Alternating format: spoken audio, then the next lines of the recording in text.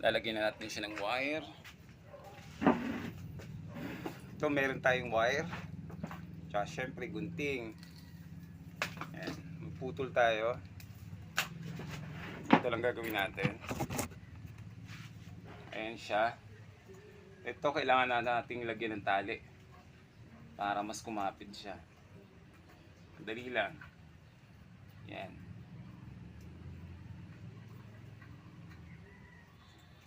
Ganun lang. Huwag natin masyadong hihigpitan. Yan. Nakatali na siya.